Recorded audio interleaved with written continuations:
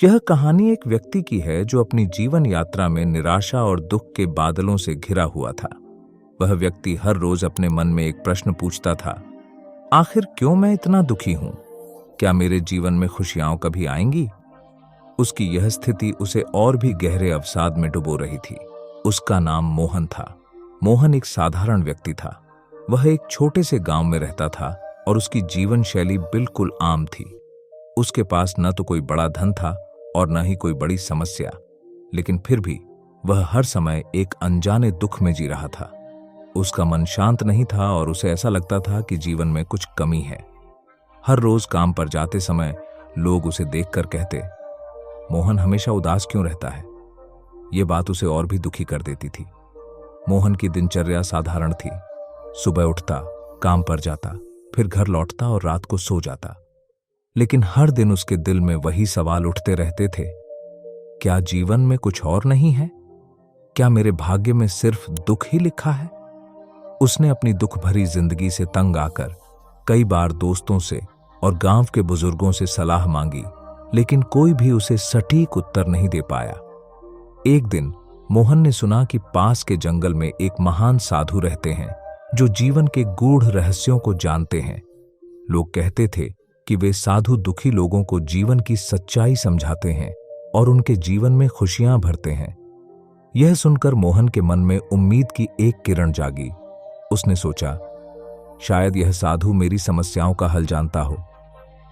अगले ही दिन मोहन ने साधु से मिलने का निश्चय किया। वह लंबी यात्रा के बाद जंगल के उस हिस्से में पहुंचा जहां वह साधु रहते थे। साधु का आश्रम एक छोटी सी कुटिया थी जो घने पेड़ों के बीच छिपी हुई थी। जब मोहन वहां पहुंचा तो उसने देखा कि साधु एक वृक्ष के नीचे ध्यान में मग्न थे।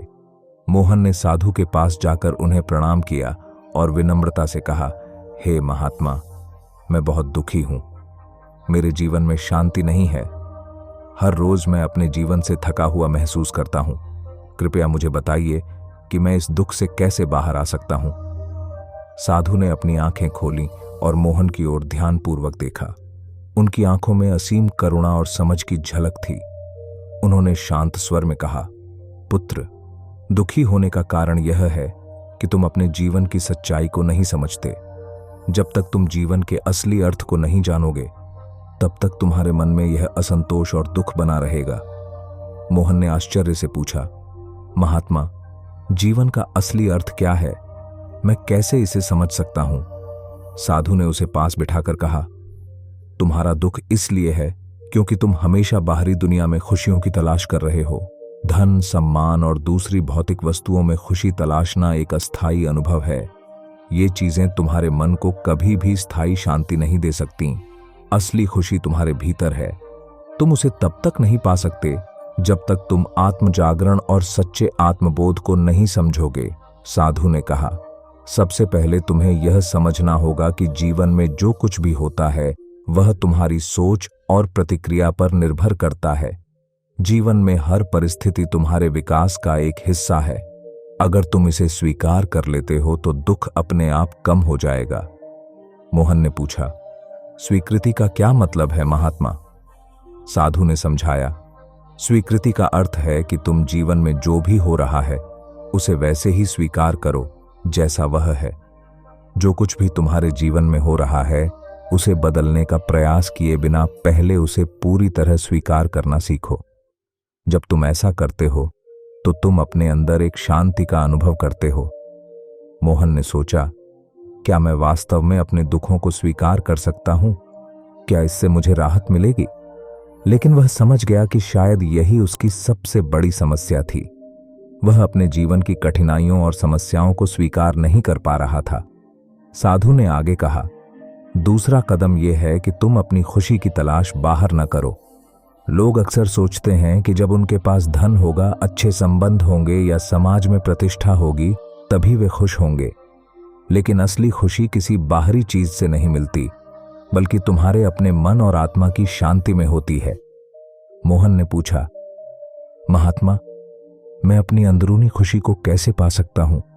साधु ने उत्तर दिया, तुम्हें सबसे पहले अपनी इच्छाओं को समझना होगा। इच्छाएं ही तुम्हारे दुख का मूल कारण है। जब तुम अपने मन को शांत करोगे और अपने भीतर झांकोगे, तब तुम अपनी आत्मा की शांति को महसूस कर पाओगे। ध्यान और साधना के माध्यम से तुम इस स्थिति को प्राप्त कर सकते हो। साधु ने आगे कहा, तीसरा महत्वपूर्ण तत्व है दूसरों की सेवा करना। जब तुम अपने दुख से बाहर आकर दूसरों की मदद करने के लिए कुछ करते हो, तो तुम्हारा मन खुद ब खुद शांत हो जाता है। सेवा ही असली धर्म है। मोहन ने पूछा, सेवा करने से मुझे क्या मिलेगा?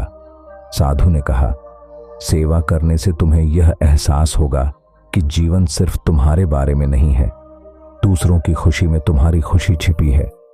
जब तुम दूसरों की सहायता करते हो तो तुम्हारा दुख छोटा हो जाता है और तुम्हारे दिल में करुणा और प्रेम का संचार होता है। साधु की बातों से मोहन के मन में एक गहरा परिवर्तन हुआ। उसने सोचा, सच में मैं हमेशा अपनी खुशियों की तलाश बाहर करता रहा हूं, जबकि असली खुशी तो मेरे अंदर ही है। वह साधु के चरणों में झुका और कहा, महात्मा, आपने मेरी आंखें खोल दी। अब मैं समझ गया हूं कि मेरा दुख केवल मेरी ही सोच का परिणाम था। साधु ने मुस्कुराते हुए कहा, तुम्हारी यात्रा अब शुरू हुई है। ध्यान, स्वीकृति और सेवा के मार्ग पर चलो और तुम्हें तुम्हारे सभी प्रश्नों का उत्तर मिल जाएगा। उस दिन के बाद मोहन का जीवन पूरी तरह बदल गया। वह अब अपनी हर परिस्थिति को स्वीकार करने लगा। वह हर दिन कुछ समय ध्यान करता और अपने भीतर की शांति का अनुभव करने की कोशिश करता। साथ ही वह दूसरों की सेवा में भी लगा रहता। गांव के लोगों ने देखा कि मोहन अब हमेशा मुस्कुराता रहता है। उसकी आंखों में एक नई चमक थी। वह अब दूसरों को भी प्रेरणा देने लगा और जीवन के सच्चे अर्थ को समझाने लगा। लोग जब उससे पूछते, मोहन, तुमने यह सब कैसे सीखा? मिलती है कि जीवन में दुख और कष्ट आना स्वाभाविक है, लेकिन हम इसे कैसे देखते हैं और कैसे अनुभव करते हैं, यह हमारे अपने हाथ में है। जब हम जीवन की परिस्थितियों को स्वीकार करना और अपने भीतर शांति की तलाश करना सीखते हैं, तभी हम सच्ची खुशी को पा सकते हैं। हमारे दुख का असली कारण हमारी इच्छाएं, अपेक्षाएं और बाहरी दुनिया में खुशियों की तलाश होती है। असली सुख और शांति भीतर से आती है। जब हम अपने जीवन को सेवा, ध्यान और स्वीकृति के मार्ग पर चलाते हैं, तभी हमें जीवन का असली अर्थ समझ में आता है और हम दुख से मुक्त हो जाते हैं। तो अगर आप भी जीवन में दुखी हैं, तो इस कहानी से प्रेरणा लें। यह याद रखें कि दुख आपके मन की एक स्थिति है और इसे बदलने की शक्ति आपके ही हाथ में है। हिमालय की पावन भूमि पर एक प्राचीन और शांतिपूर्ण आश्रम स्थित था। इस आश्रम में साधुओं का एक समूह था जो वर्षों से तपस्या और साधना में लीन थे। यहाँ का वातावरण इतना शुद्ध और पवित्र था कि यहाँ आने वाले लोग अपने मन की शांति को महसूस कर सकते थे। इसी आश्रम में एक वृद्ध और ज्ञानवान साधु महाराज भी रहते थे, जिनका नाम महात्मा गौरीनाथ था। वे अपने गहरे ज्ञान और सहज जीवन के कारण दूर दूर तक प्रसिद्ध थे। आश्रम के पास ही एक छोटा गांव था, जहां के लोग अक्सर अपनी समस्याएं लेकर महात्मा जी के पास आते थे।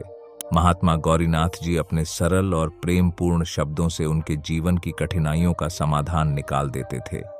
उनके शिष्य भी उनसे ज्ञान प्राप्त करने आते थे और महात्मा जी हमेशा एक बात पर जोर देते थे, अपनी तुलना किसी से मत करो। एक दिन एक युवा लड़का जिसका नाम अर्जुन था, महात्मा जी के आश्रम में आया। अर्जुन के मन में एक अजीब सी बेचैनी थी। वह हमेशा अपने दोस्तों, पड़ोसियों और परिवार के सदस्यों से अपनी तुलना करता रहता था। वह सोचता था कि उसके जीवन में कुछ कमी है। अर्जुन एक साधारण परिवार से था, लेकिन उसके दोस्त धनी और प्रतिष्ठित परिवारों से थे। उन्हें देखकर अर्जुन को लगता था कि वह सफल नहीं हो पा रहा है और यही तुलना उसकी खुशियों को निगल रही थी। अर्जुन ने सुना था कि महात्मा गौरीनाथ जी बहुत ज्ञानी और अनुभवी साधु हैं और वे जीवन की समस्याओं का समाधान देने में सक्षम हैं। इसी आस में वह महात्मा जी के पास आया था। अर्जुन महात्मा जी के चरणों में बैठ गया और बोला, महाराज, मेरे जीवन में बहुत दुख है। मैं हर दिन अपने दोस्तों और लोगों से अपनी तुलना करता हूं और मुझे लगता है कि मैं उनके जैसा कभी नहीं बन पाऊंगा। उनकी संपत्ति, उनका जीवन, उनकी उपलब्धियां सब मुझसे कहीं आगे हैं। मैं यह सोच सोच कर दुखी हो जाता हूं कि मैं क्यों उनसे कम हूं। कृपया मुझे मार्गदर्शन दीजिए। महात्मा जी ने उसकी बात को ध्यान से सुना और फिर शांति से मुस्कुराए। उन्होंने अर्जुन को अपने पास बुलाया और कहा, बेटा, तुम जो महसूस कर रहे हो वह केवल तुम्हारे मन का भ्रम है। तुमने कभी यह सोचा है कि जब तुम अपनी तुलना किसी और से करते हो तो तुम खुद के अस्तित्व को भूल जाते हो? हर व्यक्ति अपने आप में अनोखा है और उसकी अपनी विशेषताएं होती हैं। अर्जुन ने आश्चर्य से पूछा, महाराज, यह कैसे संभव है? हम सब एक ही समाज में रहते हैं और हर कोई किसी न किसी से बेहतर होता है। मैं हमेशा खुद को सबसे पीछे पाता हूं। महात्मा गौरीनाथ जी ने धीरे धीरे अर्जुन को समझाना शुरू किया। उन्होंने कहा, देखो अर्जुन, जीवन एक दौड़ नहीं है जहां तुम्हें किसी और से पहले पहुंचने की आवश्यकता है। यह एक यात्रा है जहां तुम्हें खुद को समझना और अपने आप से प्रेम करना सीखना है। फिर महात्मा जी ने एक उदाहरण दिया। उन्होंने कहा, तुम्हारे पास दो वृक्ष हैं, एक आम का पेड़ और एक नीम का पेड़। अब तुम सोचो, क्या यह सही होगा कि आम के पेड़ से पूछो कि वह नीम के पेड़ जितना कड़वा क्यों नहीं है, या नीम के पेड़ से कहो कि वह आम के पेड़ जितना मीठा क्यों नहीं है? नहीं ना? दोनों वृक्ष अपनी जगह पर श्रेष्ठ हैं। आम का पेड़ मीठे फल देता है और नीम का पेड़ औषधीय गुणों से भरपूर है। यदि तुम दोनों की तुलना करोगे तो क्या तुम किसी एक की महत्ता कम कर दोगे? नहीं, क्योंकि दोनों अपने अपने तरीके से महत्वपूर्ण हैं। अर्जुन इस बात को ध्यान से सुन रहा था। महात्मा जी ने आगे कहा, इसी प्रकार तुम और तुम्हारे दोस्त भी अलग अलग हो। तुम में कुछ अद्भुत विशेषताएं हैं जो उन्हें नहीं है, और उनमें कुछ विशेषताएं हैं जो तुम में नहीं है। यह तुलना करने से तुम्हें केवल दुख ही मिलेगा। महात्मा जी ने अर्जुन को एक और उदाहरण दिया। क्या तुमने कभी नदी को देखा है? नदी का प्रवाह कभी सीधा नहीं होता। वह कभी कभी रुकती है, मुड़ती है, कभी उसकी गति तेज होती है और कभी धीमी, लेकिन अंत में वह अपनी मंजिल तक पहुंच ही जाती है। यदि वह हर मोड़ पर यह सोचने लगे कि वह सीधी क्यों नहीं बह रही, तो क्या वह अपनी यात्रा को पूरी कर पाएगी? अर्जुन ने सिर हिलाकर कहा, नहीं महाराज। महात्मा जी ने समझाया, जीवन भी ऐसा ही है। तुम्हारे जीवन का मार्ग भी तुम्हारा ही है। यदि तुम हर मोड़ पर अपनी तुलना किसी और से करोगे तो तुम्हारी यात्रा रुक जाएगी। तुम्हारा ध्यान अपने गंतव्य से भटक जाएगा। जीवन का उद्देश्य यह नहीं है कि तुम दूसरों से बेहतर बनो, बल्कि यह है कि तुम अपनी पूरी क्षमता तक पहुंचो। अर्जुन ने धीरे धीरे महात्मा जी की बातों को समझना शुरू किया। उसने महसूस किया कि वह लगातार दूसरों की नजरों में खुद को तौल रहा था, जबकि उसकी अपनी खासियतों को वह नजरअंदाज कर रहा था। महात्मा जी ने कहा, बेटा, आत्मविश्वास और आत्मसम्मान दो ऐसे गुण हैं जो तुम्हें कभी अपनी तुलना किसी से नहीं करने देंगे। जब तुम अपने आप पर विश्वास करोगे और अपनी काबिलियत को पहचानोगे, तब तुम्हें दूसरों से तुलना करने की आवश्यकता नहीं होगी। जो लोग अपनी विशेषताओं और कमजोरियों को स्वीकार करते हैं, वे ही सच्ची खुशी प्राप्त कर सकते हैं। उन्होंने आगे बताया, तुलना करना एक प्रकार की आत्म प्रताड़ना है। यह तुम्हें नकारात्मकता में घसीट ले जाती है और तुम्हारे आत्मविश्वास को कम करती है। जो लोग अपनी तुलना दूसरों से करते हैं, वे अपने जीवन की अनोखी संभावनाओं को खो देते हैं। महात्मा जी ने अर्जुन को जीवन का असली उद्देश्य बताया। इस संसार में हर व्यक्ति का एक उद्देश्य होता है। तुम्हारा उद्देश्य तुम्हारे भीतर छिपा है। अगर तुम लगातार दूसरों के साथ अपनी तुलना करते रहोगे तो तुम अपने उद्देश्य को कभी नहीं पा सकोगे। तुम्हारा ध्यान हमेशा दूसरों की उपलब्धियों पर होगा और तुम अपने आप से दूर होते जाओगे। उन्होंने आगे कहा, इसलिए अपने जीवन के उद्देश्य को खोजो और उसे पूरा करने में लग जाओ। जब तुम अपनी यात्रा पर ध्यान केंद्रित करोगे, तब तुम्हें दूसरों की यात्रा से कोई फर्क नहीं पड़ेगा। अर्जुन के मन में अब स्पष्टता आ गई थी। उसने महसूस किया कि वह अपनी तुलना करके खुद को ही नीचा दिखा रहा था। उसे अब यह समझ आ गया था कि हर व्यक्ति का अपना अलग मार्ग होता है और उस मार्ग पर चलना ही सच्ची सफलता है। अर्जुन ने महात्मा जी को प्रणाम किया और कहा, महाराज, आज आपने मेरी आंखें खोल दी हैं। अब मैं अपनी तुलना किसी से नहीं करूंगा।